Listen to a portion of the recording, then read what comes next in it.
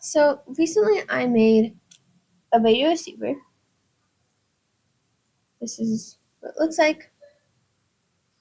And as it was my first project, I wanted to share like pieces and my discovery of this project itself.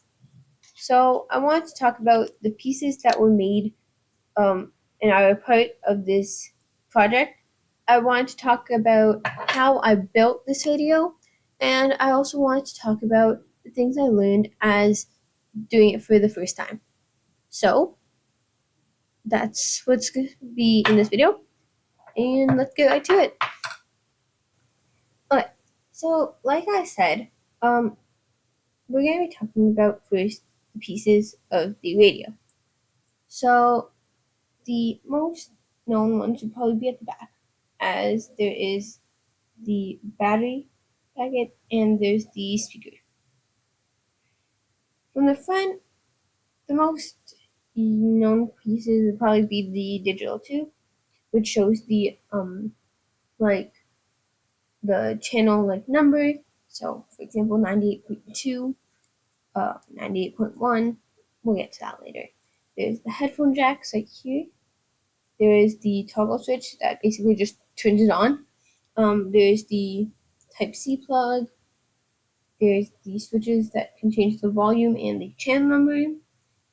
And there's also some resistors. So I have three types of resistors in this project. Over here, we have the 510 resistors, 510R. Over here, we have the 1K resistors, and over here, we have the 10K. And there's also a few single resistors that just chilling by themselves. One of them is here, pretty close to the other ones, but right here, and the other one is right here, right behind the toggle switch and below the LED light. So those are the like really known pieces. At the top, there's also the antenna, which extends by a lot, like this. But honestly, it doesn't really like change the fact that like you still get the radio waves, you still get it at the same speed, so it doesn't really matter. Anyways, so this project is actually a soldering project. So if I just said that I just wanted it already soldered, I basically just would have gone this, and this would be my project. But what I did was I took each piece, and you can see when I was showing you the battery packet and the speaker, there are these little metal things. Right? These little metal, like silvery looking blobs on the side. That is what soldering is. So soldering is basically when you need to keep a piece in place.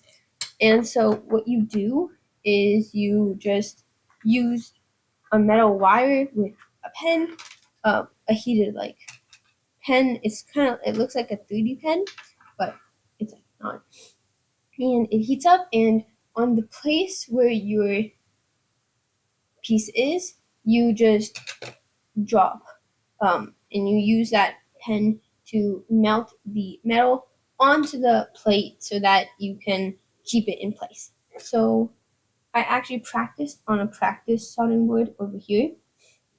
I feel like it's really important to practice before you actually do it, because if you mess up, it's like really hard to get it off, and you need to like buy the equipment, which is a bit expensive and not really worth your time. So just practice and have someone who like knows about soldering beside you, especially if it's your first time.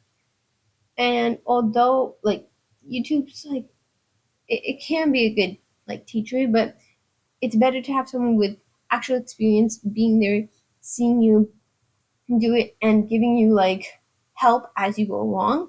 That's what I have, and that's what I had. And it's just a bit more like helpful when you're doing it. So over here, that's mine. I used a resistor, and then I soldered it. See that here? And a resistor is actually really long. It has really long sides.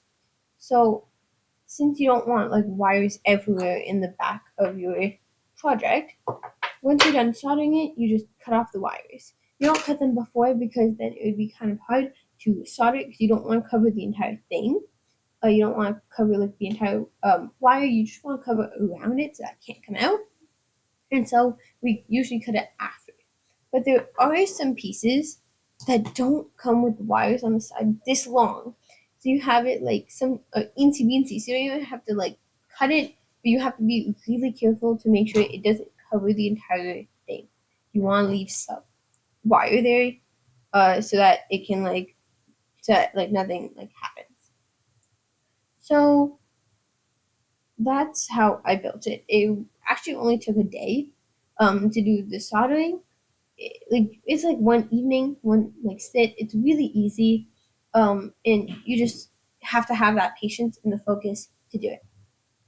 So the three things that I learned were how to read a resistor, like the values. I learned how to obviously build a radio, and number three, I learned how to solder. So I explained how I built this project and how to solder. So how to read resistors. Resistors have bands, colored bands on the middle piece of the resistor. And essentially what those bands are is for identifying them. So because there are many types of resistors, I have three in this one project, you have to learn how to like figure out the values so that you don't put in the wrong place, because if you do put in the wrong place and you solder it, it won't work, and then you have to take away all the soldering. So the color bands mean something. And I've seen 4-band, 5-band, and I know like a few 6-bands, but right now I have a 5-band. That's what I used. And for a 4-band, the first 3 bands, right?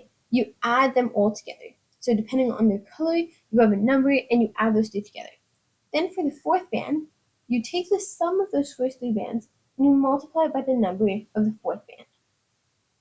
And then that number is what the value of your resistor is. For a 5-band, it is exactly the same, and what you do with that last 5th band is you just ignore it. That is the tolerance. You don't need to worry about it, so you just do exactly what you do for a 4-band resistor. There's no extra step. So over here, you just read the bands and you find the value. Now, also, another thing is, as much as you could read it like this, and it could be correct, you could also just flip it like this, and it could also be correct. And that means that one of them would be wrong, because both of them cannot be correct, as it is not a palindrome. Like none of like some maybe, but not all of the resistors will have like palindrome like colors. So you could get the value incorrect, and to do that, and to make sure that you don't get it incorrect, essentially what you have to do is you just have to do a guessing check. There's only 2 ways. So you have a 50% chance that your method could be correct, and whichever way you picked it up could be correct. So you just check it out, and if it seems like correct and it seems like something that you would probably have for that project, then you've got it correct. If it's not, just flip it over. Make sure you try it again, because if you don't, then it might be like you have the wrong resistor all in all. So you have to get the correct one. Also, another thing is, if you're doing a project, I got mine off of AliExpress. So I basically got all of my pieces with it. So if you have, for example, a 10K resistor in your packet, and you're reading the resistor one way and you get 1K, then you're probably on the wrong side. You should flip it over and try again. So that's like how to read a resistor. Pretty easy. It just takes a few minutes, and I haven't memorized the colors. I still like use a page. It takes like a while, but like you can memorize it after some point of time. So I'm actually gonna like plug it in. There are 2 ways you can plug that radio in.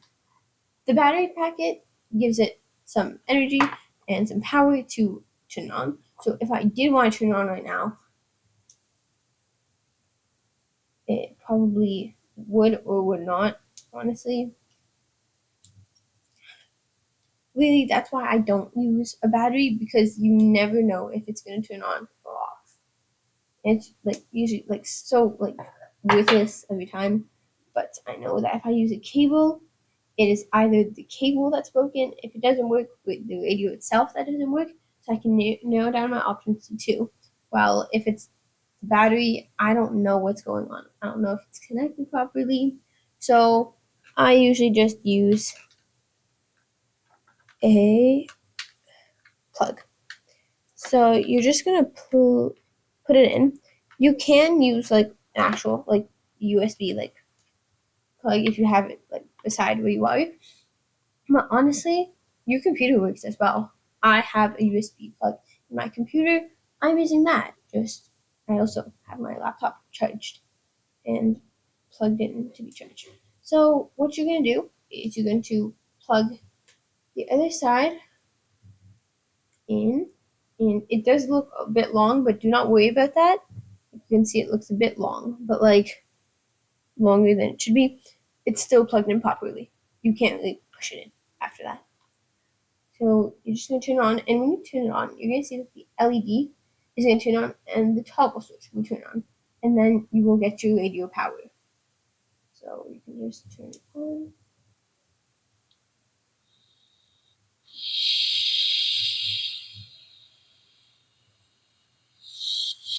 So you can see right there, the LED was turned on, the toggle switch was turning on, and then it came on. But you also saw that when it came onto the channel 98.3, I believe, all it was making was radio sounds. That does not mean that your radio is broken. Do not worry about it. It's just that some like stations will work, some stations don't. Usually it's 98.1 and 98.2 that works a lot. And recently both channels have been giving a few like Christmas songs, as it is near Christmas. So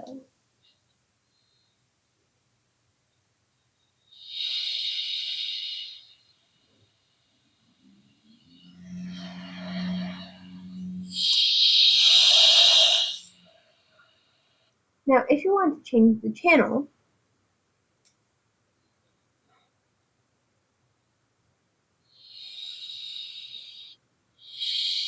if you want to make it go the channel go up, you change it, you do the rightmost. If you want to make it go down, you can hear a bit of music. But if you want to make it go down,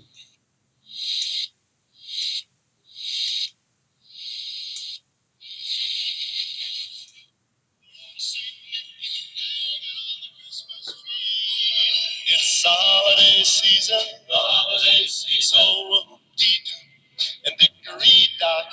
Don't forget to hang up your sock, 'cause just exactly at 12 o'clock he'll be coming down the tube. So it is playing Christmas songs right now. So that is just how you use it. Really easy. And if you wanted to turn it down or up,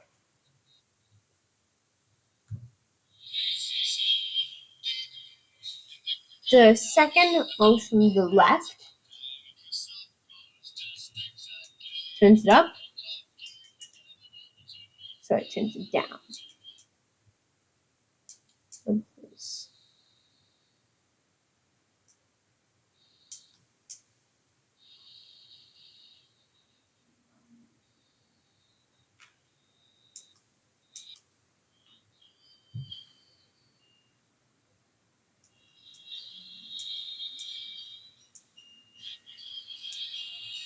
Turns it up. So that is how the radio works. It's how I built it. It's how like I learned how to do stuff, and it's how I learned and how I kickstart my journey with radio projects. So I hope you learned something. That's all.